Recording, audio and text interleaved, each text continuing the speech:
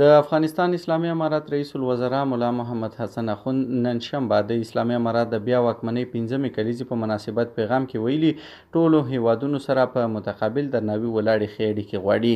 هغه دغه پیغام کې ټولو ته د اسد 24مې مبارکي ورکړې. ویلي دي د ګاونډیو د سیمې او نړۍ له هیوادونو سره د ملي ګټو په رڼا کې د مثبتو تعاملاتو، سیاسي او اقتصادي اړیکو د لا پراختیا غوښتونکي دي. نوموړي همدارنګه د مسایلو حل لپاره د ګواښ پر ځای پر مذاکراتو او مفاهمې ټینګار کړی. ویلي دي پکار ده چې د اوسني نظام د بقا او دوام لپاره لا ډېرې هڅې وشي. د زیاته کړي چې د اسلامي امارت په واکمنۍ سره د فساد او زورواکۍ ټغر ټول شوی، سراسري امنیت تامین، د شریعت تطبیق ته لاره هواره او د اقتصاد، زده کړو او فرهنګ په بیلابیلو برخو کې اصلاحي اقدامات ترسره شوي دي. رئیس الوزرا زیاتوي چې د هیواد د اقتصادي ودې د پراختیایي پروژو تطبیق، د اوبو مدیریت او د هیوادوالو د هوساینې لپاره هڅې دوام لري.